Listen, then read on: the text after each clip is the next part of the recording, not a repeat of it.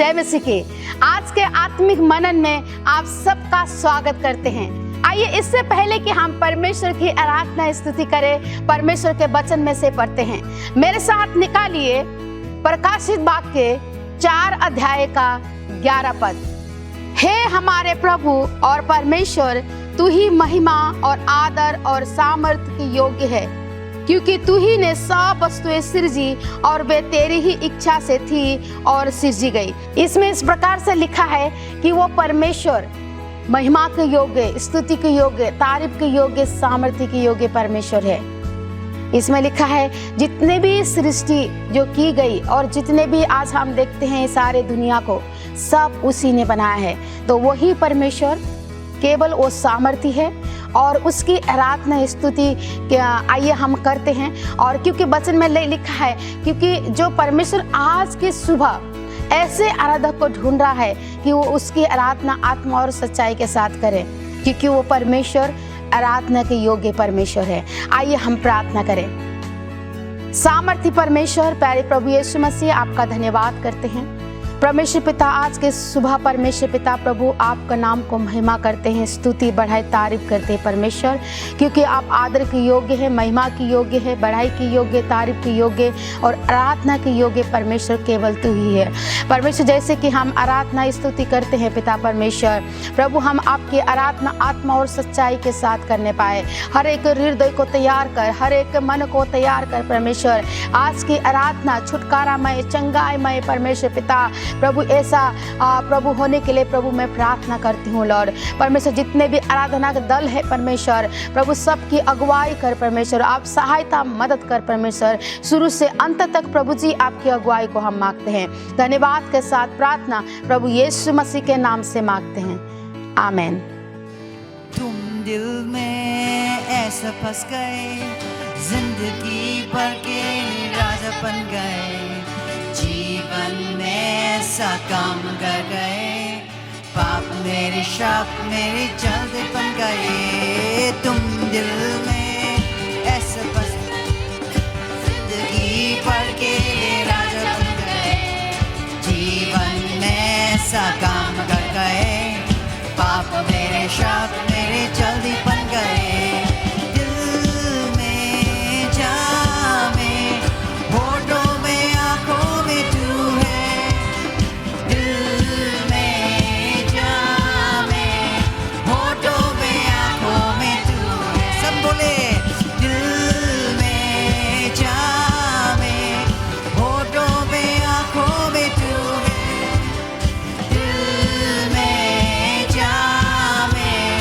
Hodo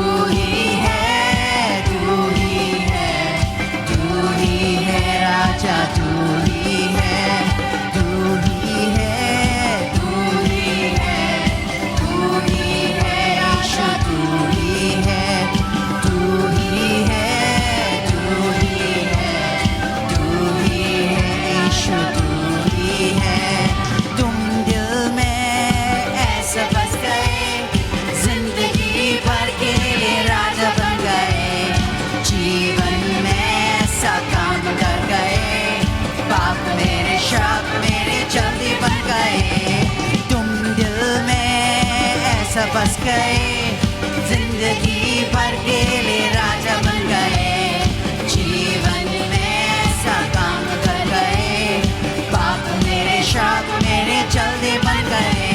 ओ दिल में जामे, होठों पे आंखों में तू है, दिल में जामे, होठों पे आंखों में तू है। ओ दिल में जामे, होठों पे आंखों में तू है, दिल में जामे, होठों पे आंखों में तू। फिर पढ़ेंगे, दिल में जामे, होठों पे आंखों में तू है, दिल में जामे, होठों पे आंखों में तू है। ये समय सूचनाओं का है। इस सप्ताह के लिए सूचना इस प्रकार से है। फरीदाबाद के अलग अलग स्थानों में grace assembly of God church की आराधना सभा होती है, जैसे कि धीरज नगर की आराधना सभा सुबह 9 बजे धीरज नगर क्षेत्र में होती है। सूरज कुंड की आराधना सभा सुबह 9:30 बजे सूरज कुंड क्षेत्र में होती है। रामनगर की आराधना सभा सुबह 8 बजे और 9:30 बजे रामनगर क्षेत्र में होती है। भरत कॉलोनी की आराधना सभा सुबह 9 बजे भरत कॉलोनी क्षेत्र में होती है। 21D की आराधना सभा सुबह 9 बजे 21D क्षेत्र में होती है। नीमका की आराधना सभा सुबह 9 बजे नीमका क्षेत्र में होती है। ध्याननगर की आराधना सभा सुबह 9:30 बजे गदाखोर क्षेत्र में होती है। गदाखोर की आराधना सभा शाम 6 बजे गदाखोर क्षेत्र में होती है। अंग्रेजी की आराधना सभा सुबह 10 बजे 21C क्षेत्र में होती है। यदि आप इन क्षेत्रों के आसपास रहते हैं तो कृपया करके हमारे साथ किसी भी एक आराधना सभा में जरूर भागी हो। हर शुक्रवार शाम 6:30 बजे मुख्य कलीसिया भवन सेक्टर 21C में शुक्रवार की आराधना सभा होती है। यदि आप किसी कारणवश कलीसिया भवन नहीं आ पाते हैं तो आप ऑनलाइन के माध्यम से भी जुड़ सकते हैं, जैसे यूट्यूब और फेसबुक के माध्यम से। हर रोज पासवान का दल और प्रार्थना का दल मिलकर आप सबके लिए प्रार्थना करते हैं। यदि आप में से किसी के पास कोई भी प्रार्थना निवेदन है तो आप जरूर दिए गए नंबर पर हमारे साथ शेयर करें या किसी भी एक पासवान को जरूर बांटें, ताकि हम सब मिलकर आपके लिए प्रार्थना करने पाए। हर रविवार को सुबह 11 बजे YouTube के माध्यम से आत्मिक विचार प्रस्तुत किए जाते हैं। यदि आप किसी कारणवश कलीसिया नहीं आ पाते हैं तो YouTube के माध्यम से आत्मिक विचार में जरूर सहभागी हो। आज के लिए इतना ही। अधिक जानकारी के लिए अपने क्षेत्रीय पासवानों से संपर्क करें। यह समय है परमेश्वर को भेंट और दशवांश देने का। आइए इससे पहले कि हम भेंट और दशवांश परमेश्वर के भवन में लेकर आए और परमेश्वर को दे, आइए परमेश्वर का वचन भेंट और दशवांश के विषय में क्या कहता है, आइए हम पढ़ते हैं। मेरे साथ निकालिए प्रेरितों के काम 20 अध्याय का 35 पद। मैंने तुम्हें सब कुछ करके दिखाया कि इस रीति से परिश्रम करते हुए निर्बलों को संभालना और प्रभु यीशु के वचन स्मरण रखना आवश्यक है, जो उसने आप ही कहा है, लेने से देना धन्य है। इसमें इस प्रकार से लिखा है कि लेने से देना धन्य है। हमने बहुत बार परमेश्वर से मांगा है। जब भी हमें जरूरत होता है हम परमेश्वर के पास जाते हैं, उससे मांगते हैं, वो हमेशा हमें दिया है। अब ये समय है परमेश्वर को देने का। आइए, जब परमेश्वर को देने की बारी है, अपने दिल को खोलकर आपने जो भी आपने परमेश्वर को देने के लिए तैयार किया है और रेडी रखा है, उसको परमेश्वर को पूरी दिल के साथ, पूरे मन को खोलकर उदारता के साथ, हर्ष के साथ परमेश्वर को दे, क्योंकि हर्ष से देने वालों से परमेश्वर प्रसन्न रहता है। जाइए हम परमेश्वर को दे। परमेश्वर जब हम खुले दिल के साथ देते हैं, परमेश्वर हमारे घर में, हमारे परिवार में, हमारे कार्य क्षेत्र में आशीष देता है। आइए हम भेंट और दशवांश के लिए प्रार्थना करते हैं। प्यारे प्रभु यीशु मसीह, आपका धन्यवाद करते हैं पिता। प्रभु आपके नाम को महिमा करते हैं। प्रभु मैं इस समय प्रार्थना करती हूँ भेंट और दशमांश के लिए जो तेरे लोगों ने तैयार किया है आपके लिए परमेश्वर। प्रभु परमेश्वर पिता, जो लोग देते हैं आप उनके जीवन में, उनके घर में, उनके कार्य क्षेत्र में आशीष देना प्रभु। जो लोग आज इस समय नहीं दे पाते हैं, आने वाले समय में प्रभु आप उन्हें इतना आशीष देना परमेश्वर, ताकि वो तेरे भवन में देने पाए परमेश्वर। आज देने के प्रति विश्वास योग्य रहने पाए परमेश्वर। प्रभु आप दया कर, अनुग्रह कर परमेश्वर पिता। प्रभु जो भी लोग देते हैं परमेश्वर, वो तेरे काम में, तेरे कार्य में, तेरे सेवकाई में संभाल होने पाए। धन्यवाद करते प्रभु हर बातों के लिए, यीशु मसीह के नाम से मांगते हैं, आमीन। आप अपने भेंट और दशमांश को स्क्रीन पर जो डिटेल आ रहा है इसके माध्यम से दे सकते हैं, जैसे कि फोन पे, गूगल पे, पेटीएम, QR कोड को स्कैन करके और बैंक ट्रांसफ़र के माध्यम से भी अपने भेंट और दशमांश को दे सकते हैं। आज के आत्मिक मनन में एक बार फिर से आपका स्वागत है। आइए हम आज बाइबल से अध्ययन करेंगे और आत्मिक विचार को देखेंगे। आत्मिक विचार में आइए मेरे साथ देखेंगे निर्गमन की पुस्तक, उसका 14 अध्याय वचन 10 से। जब फिरौन निकट आया तब इस्राएलियों ने आंखें उठाकर क्या देखा कि मिस्री हमारा पीछा किए चले आ रहे हैं, और इस्राएली अत्यंत डर गए और चिल्लाकर यहोवा की दुहाई दी। और वे मूसा से कहने लगे, क्या मिस्र में कब्रें ना थीं जो तू हमको यहाँ मरने के लिए जंगल में ले आया? तूने हमसे यह क्या किया कि हमको मिस्र से निकाल लाया? क्या हम तुझसे मिस्र में यही बात ना कहते रहे कि हमें रहने दे कि हम मिस्रियों की सेवा करें? हमारे लिए जंगल में मरने से मिस्रियों की सेवा करनी अच्छी थी। मूसा ने लोगों से कहा, डरो मत, खड़े खड़े वह उद्धार का काम देखो जो यहोवा आज तुम्हारे लिए करेगा, क्योंकि जिन मिस्रियों को तुम आज देखते हो उनको फिर कभी ना देखोगे। यहोवा आप ही तुम्हारे लिए लड़ेगा, इसीलिए तुम चुपचाप रहो। तब यहोवा ने मूसा से कहा, तू क्यों मेरी दुहाई दे रहा है? इस्राएलियों को आज्ञा दे कि वह यहाँ से कूच करें। जैसे कि हमने प्रभु के वचन में इन बातों को देखा कि कैसे एक ऐसी परिस्थिति थी, एक ऐसी घटना थी जहाँ पे मिस्र से इस्राएली लोग बाहर निकल कर आए थे, और वो बाहर निकल कर आए थे और मिस्री लोग उनका पीछा कर रहे थे। लेकिन उसी समय वो एक ऐसे स्थान पे आए जहां आगे लाल समुद्र था, और वो वहां रुक गए और वो मूसा पर कुड़कुड़ाने लगे। और मूसा ने उन्हें हिम्मत दी, हियाब दिया और उनसे कहा, तुम क्यों डरते हो, तुम क्यों घबराते हो? प्रभु पे भरोसा रखो। मैं आपको बताना चाहूँगा, कई बार हमारे जीवन में भी ऐसी ही सिचुएशंस आती हैं, ऐसी ही परिस्थितियां आती हैं जब हम किसी एक स्थान पे आके रुक जाते हैं। हम प्रभु को कहते हैं, प्रभु तू मुझे यहाँ क्यों लेकर आया, तू मुझे यहाँ क्यों ऐसी परिस्थिति में लाके खड़ा कर दिया है। लेकिन मैं आपको बताना चाहूँगा कि जब आप ऐसी परिस्थिति में आते हैं, वो आपके लिए हो सकता है वो परिस्थिति अनजान हो, लेकिन प्रभु उसके विषय में पहले से ही सब कुछ जानता है। बाइबल हमें बताती है कि यहाँ पे मूसा प्रभु की दुहाई देता है और प्रभु लाल समुद्र को 2 भाग कर देता है, और वहाँ एक रास्ता खुलता है और वो उसमें से पार चले जाते हैं। मैं आपको बताना चाहता हूँ, कई बार जब हम अपना जीवन जीते हैं तो बहुत सारी चीज़ें हमारा पीछा करती हैं, जैसे मिस्री इस्राएलियों का पीछा कर रहे थे। कई बार रोग, बीमारियाँ, कर्ज, श्राप, गरीबी और बहुत सारी ऐसी चीज़ें जो हमारे मन को बिगाड़ती हैं, जो हमारे जीवन को बिगाड़ती हैं, जो हमें बंधुआई में रखती हैं, वो हमारा पीछा करती हैं, क्योंकि हम किसी समय में उनके गुलाम थे। जब हम प्रभु में नहीं आए थे, जब अपने जीवन हमने प्रभु को नहीं दिया था, हम बहुत सारी ऐसी चीज़ों के गुलाम थे। और जब हम प्रभु के पीछे चलने लगते हैं, वो हमारा पीछा करते हुए आते हैं, क्योंकि हमें अभी भी वो एक गुलाम की दृष्टि से देखते हैं। सो बीमारियां हमारा पीछा करती हैं, भय हमारा पीछा करता है, गरीबी का भय हमारा पीछा करता है। लेकिन ऐसे में हम उन परिस्थितियों पर जय पा सकते हैं और उन परिस्थितियों से बाहर निकल सकते हैं। लेकिन कब? जब हम लाल समुद्र को प्रभु की आज्ञा के अनुसार पार करेंगे।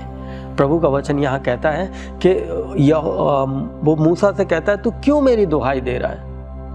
इस्राएलियों को कहे कि वो लाल समुद्र को पार करें, कूच करें। आज प्रभु का वचन मेरे और आपके लिए भी यही है। प्रभु का वचन मेरे और आपके लिए भी यही है। हम अपनी समस्याओं को से डरे ना, घबराए ना, भयभीत ना हो, परंतु हम प्रार्थनाओं में उनके ऊपर जय पाके पार हो जाएं। जब हम प्रार्थनाओं में होते हैं और जब हम प्रार्थनाओं में अपनी चीज़ों के ऊपर जय प्राप्त कर लेते हैं, तब वो दोबारा हमारे पीछे नहीं आते, क्योंकि प्रभु ने मुझे और आपको जय दी है। इसीलिए आज के समय में मैं आपको उत्साहित करना चाहूँगा कि आप अपनी समस्याओं से डरे ना, घबराए ना, उन भयों से डरे ना, घबराए ना, उन परेशानियों से दुखी ना हो, परंतु प्रार्थना में उनके ऊपर जय प्राप्त करके आगे बढ़ जाएं, क्योंकि ये प्रभु की आज्ञा है। प्रभु कहता है कूच करो, और जब प्रार्थना में जय प्राप्त करके हम आगे बढ़ जाते हैं, वो दोबारा हमारा पीछा नहीं करेंगे। और यहाँ पे भी हम देखते हैं, जब इस्राएली आगे बढ़ गए, लाल समुद्र उन्होंने पार कर लिया, मिस्री फिर दोबारा उनका पीछा करने नहीं आए। मैं आज के इस वचन के द्वारा आपको उत्साहित करूँगा, आपकी समस्याओं के ऊपर आप प्रार्थनाओं में जय पाकर आगे की ओर बढ़ें। मैं आशा करता हूँ आज के आत्मिक विचार से आप आशीषित हुए होंगे। आइए हम प्रार्थना करें। प्रभु जी, हम आपका धन्यवाद करते हैं। आज का वचन हमें उत्साहित करता है कि जैसे इस्राएली लोग हार नहीं माने, परंतु वो आगे बढ़े और मिस्री हमेशा हमेशा के लिए उनके जीवन से दूर चले गए, ठीक उसी प्रकार जब हम प्रार्थना में अपनी समस्याओं को लेकर आगे की ओर बढ़ते हैं, समस्याएं हमेशा हमेशा के लिए हमारे जीवन को छोड़ के चली जाती हैं। प्रभु, हमारी सहायता कर, मदद कर प्रभु, ताकि हम अपनी हर एक चीज़ों के ऊपर जय पाते हुए आगे बढ़ने पाएँ। प्रभु, जो लोग हमें सुन रहे हैं, देख रहे हैं, प्रभु हर एक को आशीषित कर, उनके परिवारों को तेरे पवित्र हाथों में सौंपते हैं, तेरे पवित्र लहू में ढांपते हैं। धन्यवाद करते हैं। धन्यवाद के साथ प्रार्थना यीशु मसीह के नाम से मांगते हैं, आमीन।